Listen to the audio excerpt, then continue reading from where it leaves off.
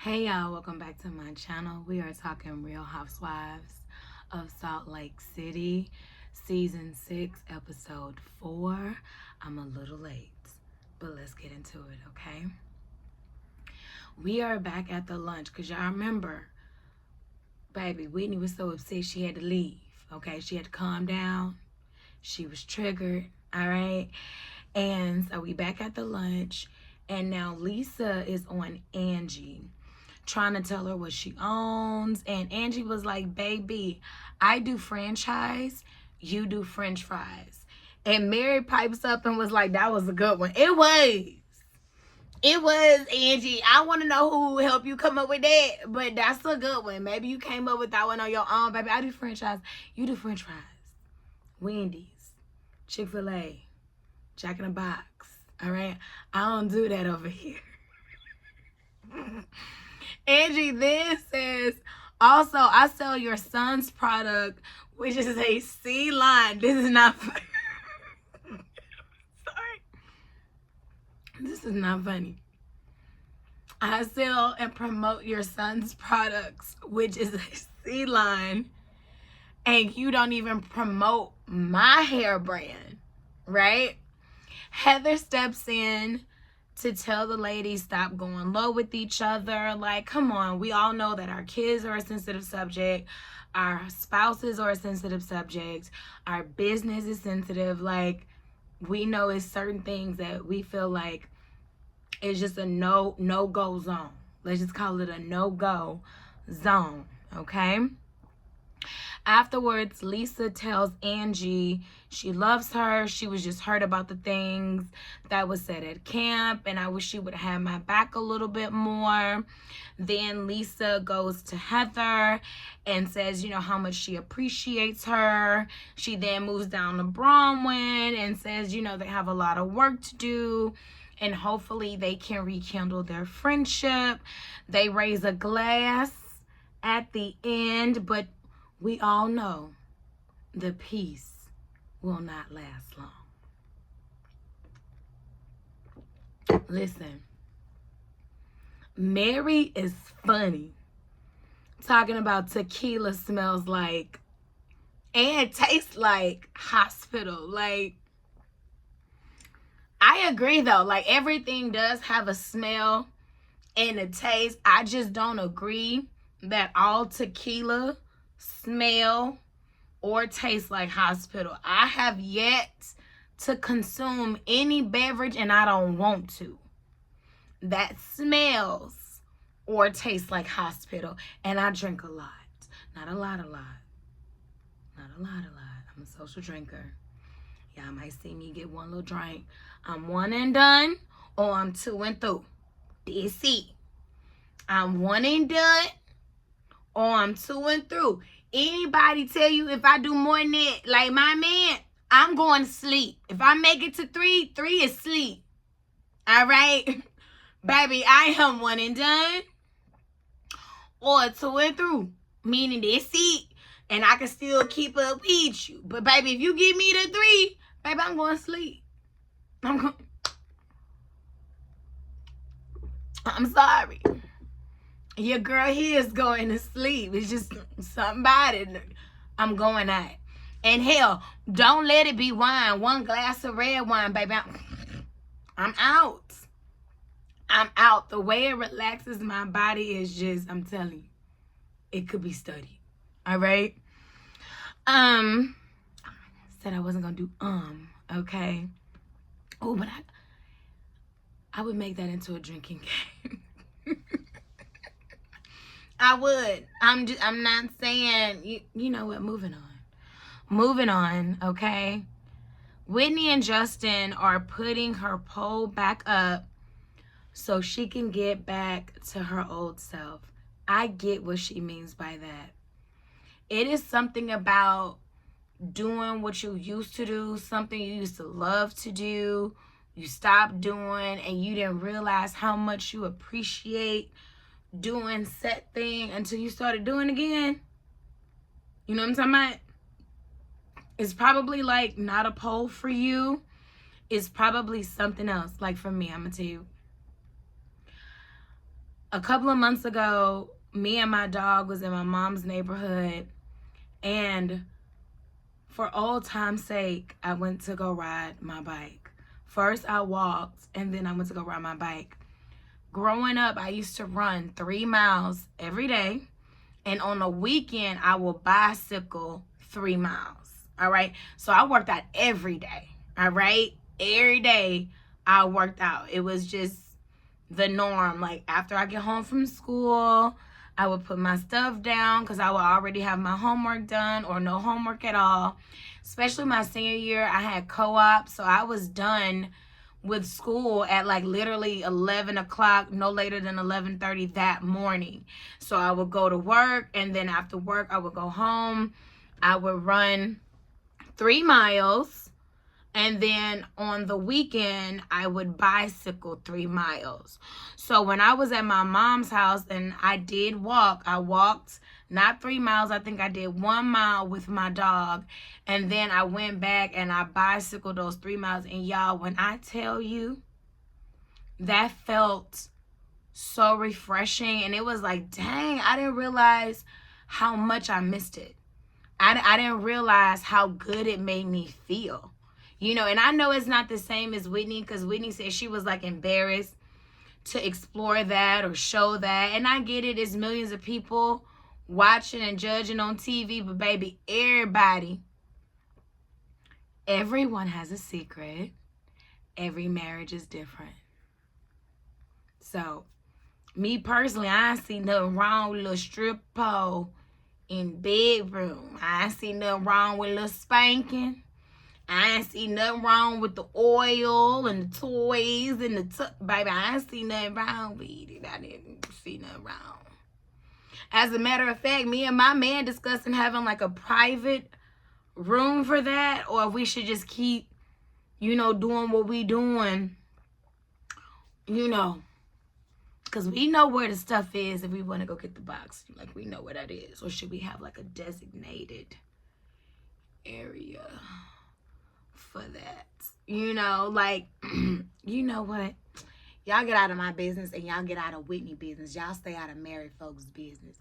Just because you don't swing from a pole, that don't mean she can't swing from a pole. Just because you don't dip it low and spread it wide, that don't mean she can't dip it low and spread it wide.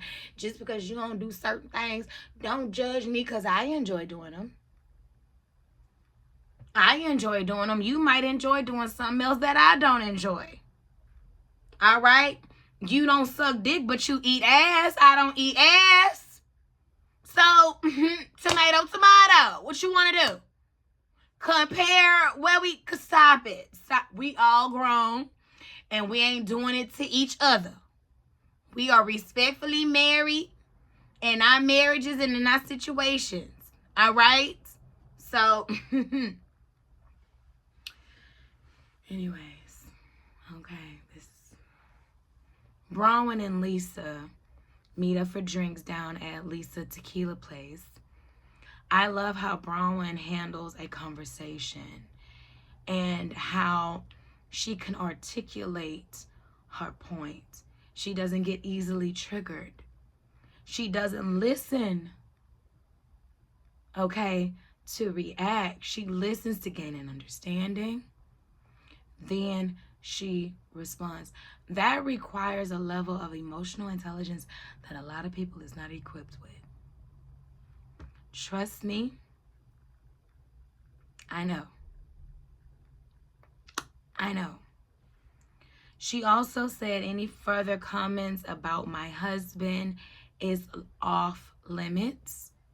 And both of them agreed that both their husbands would be off limits. Let me tell you something. You can talk about me all day long. You cannot say nothing about my man, my partner, my husband, or anyone that is connected to me of my choosing. I will not allow it. I'm not going there with yours. You do not have free range to go here with mine. It's mine. I'm very protective of what's mine. Very. You, not one word. We don't even want your unwanted opinions or advice. We got this over here. Okay? We got this over here. Please, one way to get me out of character and get me out of pocket, because, baby, okay, it don't faze me. It literally rolls off my back like water. Because, I mean, to be honest, you really can't say much about me that I haven't said about myself. A lot of things would probably be a reach. But for you to speak on my man, somebody who's unproblematic and sweet as molasses, oh, honey child. When I tell you I would be on your ass, I would be on your ass. Like a Brazilian wax. Don't play with me. Please, please don't play. Please do not play. Bronwyn, I don't want to be like my mother too. So I definitely understand that part as well. And I really want to know, I mean, I'm pretty sure a lot of us have already unpacked the relationship between the mother and the daughter versus the mother and the son, which is crazy. And it seemed like all the mothers are like alike. Well, not all of them, because I know some mothers who are very different than my mom. So I know it's a good percentage out there that's not like me and Bronwyn's mom. But I feel like that's very raw, because a lot of women have me and Bronwyn's story when it comes to with the mother. Okay? A lot of... I already told you the mom looked like she had an attitude sitting on a couch last week. She looked like she didn't even want to be there. Okay? Mary and her cousin goes down to the church to prepare to reopen the church. I didn't even know the church was down. Okay? But allegedly it's been 2 years since the door's been open. So she's inspecting everything to get back into like tip-top shape. She has to look over everything or whatever before they reopen the doors. They also sit down and talk about Mary's mom, everything Mary's mom did to her, how she kind of like wronged her, how she tried to take like her empire. And Mary's mom has now passed. I really hate that a lot of people will not fully be able to probably get closure with their parents over unresolved issues in the past during their upbringing. I also dislike the fact that a lot of people, even late in life, will not be able to be truly their authentic selves until their parents perish. To me, I think it's so sad.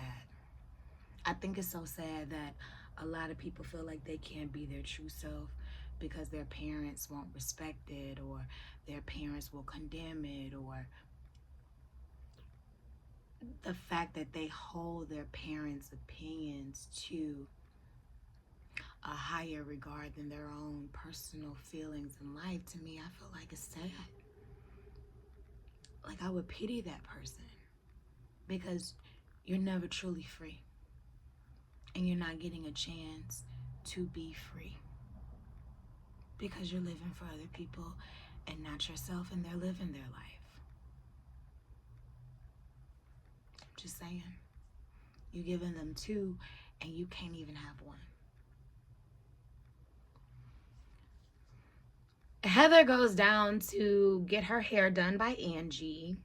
Angie let her license lapse, so she needs to brush up on her skills prior to taking another test, her hair test. So in the chair, Angie proceeds to tell Heather that Lisa sent one of her assistants, y'all, to the salon to retrieve her son's product from the shelves. Then Lisa, y'all, this is not funny, stop it. Then Lisa sends her $600 for a cleaning fee since Angie's salon is so dusty. Heather is like speechless. She's also defending Lisa's actions though. Are we surprised? Absolutely not. But let me listen, let me tell you something. I see both sides. I'm not even gonna lie to you. I see both sides. Angie was like, I thought we was cool. I thought we resolved this issue and everything was everything. And baby, no, it was not. No, it was not. And you did say, Angie, that the products was collecting dust. So maybe she just thought the whole, salon is dusty since the products have dust on it.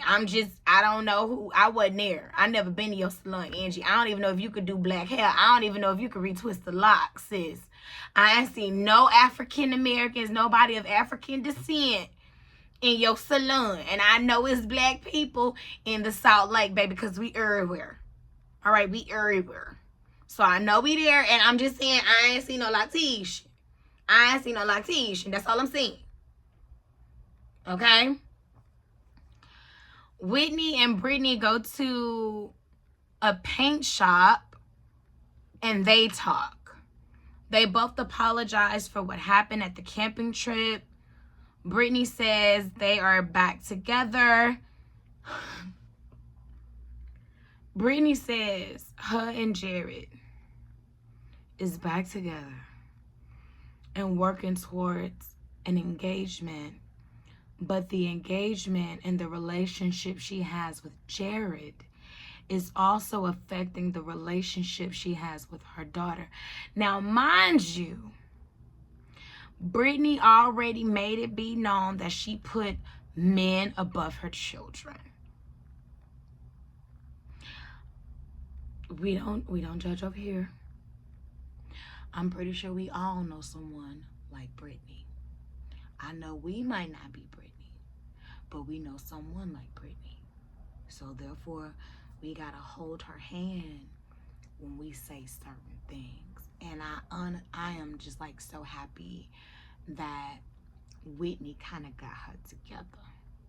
I'm happy that Whitney kind of got her together. Brittany says it would be difficult for her to end things with Jared and put her daughter first. My heart broke for her daughter. Like, honest, no. I was gonna say it depends. No, it don't. No, it don't. No, it don't.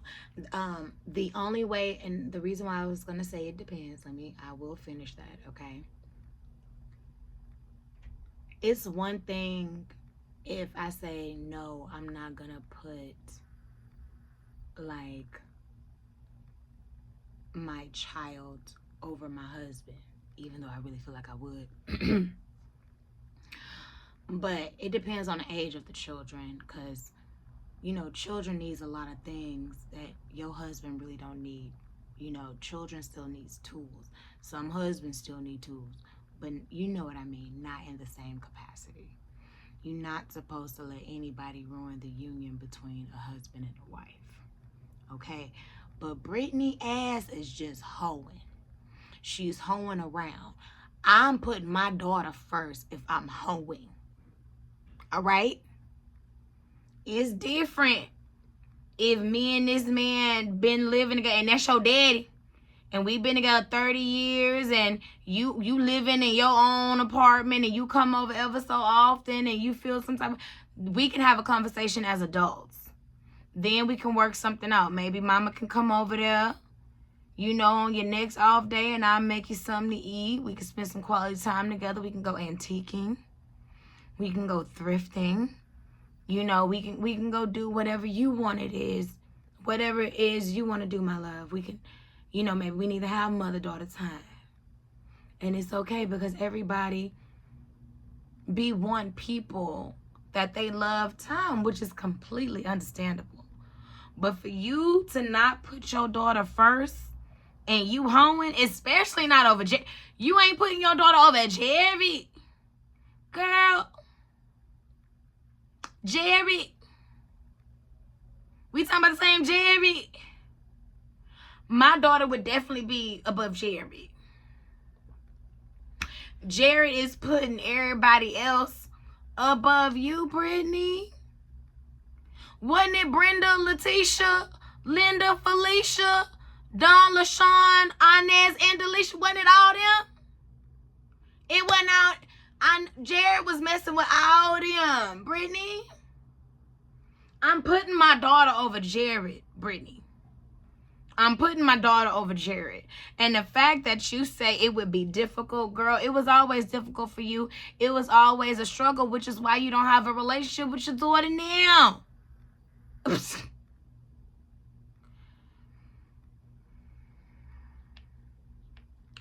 Whitney says, you can't even do 30 days. Brittany, I know everybody and their mama is dragging you on the internet because, Brittany, you make it. So, Brittany. How old isn't Brittany in her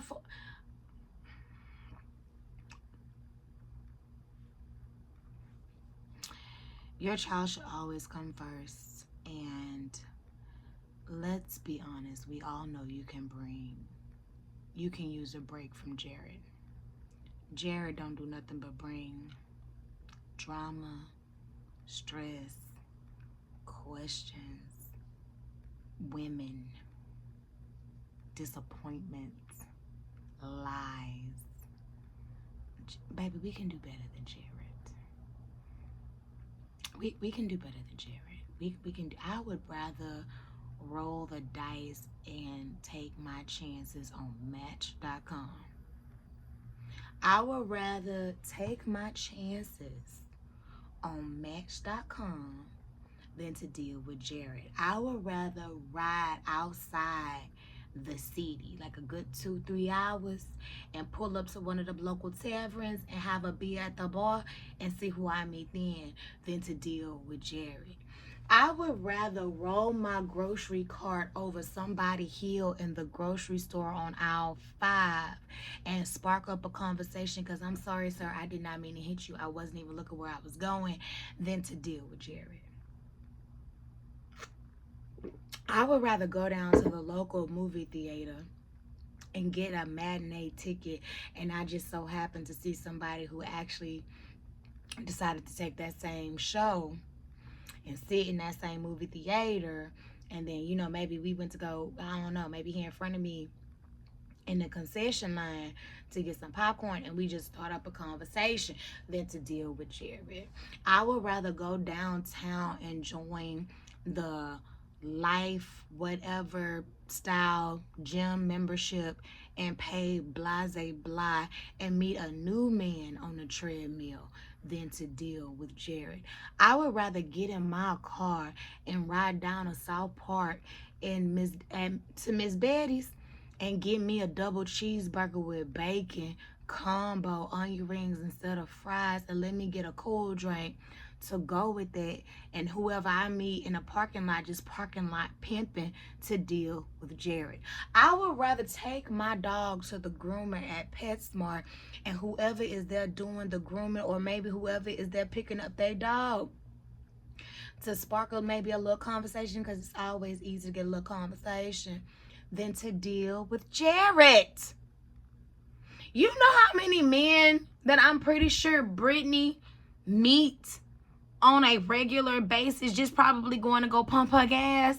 Because Brittany is a beautiful woman. I see nothing wrong with her body. It look like she got T and A. She just a little...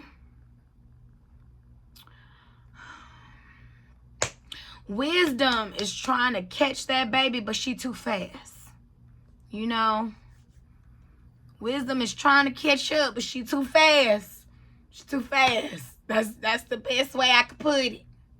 That's the best way I could put it. She running, and she just too fast for it, okay? She just too fast. Bronwyn and her mom is back in her home. discussing how they raise their kids differently. According to Bronwyn, her mom made her pregnancy miserable. Miserable. It was not celebrated. And Bronwyn struggled a lot as a single parent, to the point, I believe the mom said the baby was almost in foster care, or it would have been if the mom didn't agree to babysit the baby. That's exactly what the mom was insinuating. And just because I don't tell you you're doing a great job doesn't mean you're not doing a great job. Like, what is wrong with that generation?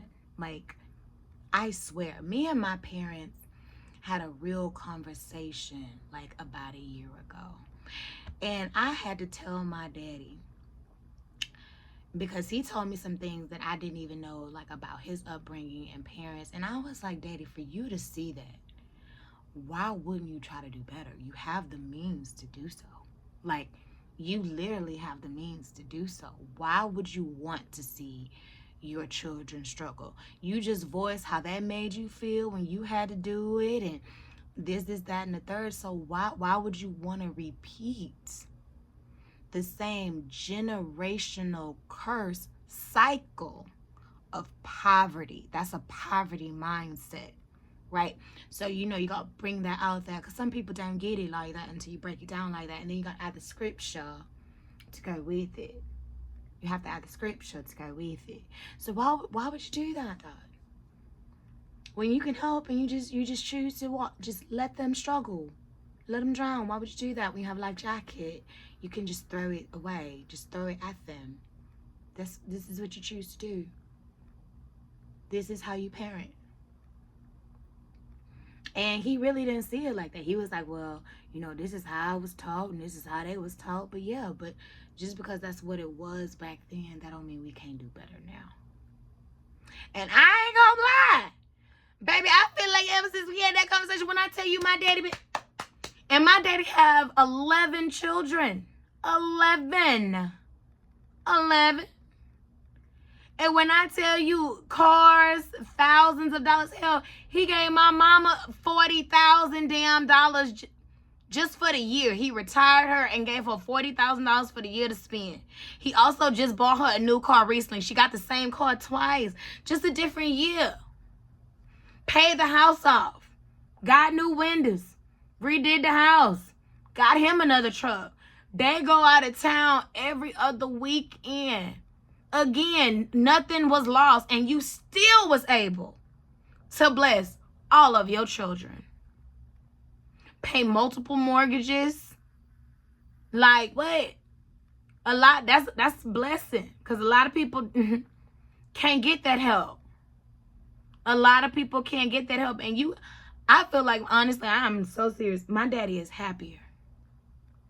He's happier. He literally gives with a cheerful heart. I'm just saying. I understand that Bronwyn mom was probably raised by a mom that was stoic and strict and all that. But you needed love and warmth and guidance and all that. And you didn't get it, but all you did was repeat the same toxic cycle down to your children. And then you judge Braun from doing something different. Everybody is going to parent different. Nobody is going to parent the same. Nobody is going to parent the same. That's your child. That's your child. I can say what I would do if it was my child. If you asking me for my opinion. And to be honest, I feel as though I ain't got to push nothing out to have common fucking sense on how to mother. A lot of kids adopt children that they didn't physically have, and they know how to parent. They know how to mother. Some of these parents don't mother. Some of these parents want to be friends. Some of these parents don't even want to be parents. How many of women that we know had a young mom, a teenage pregnancy, but was raised by the grandmother? I know a lot.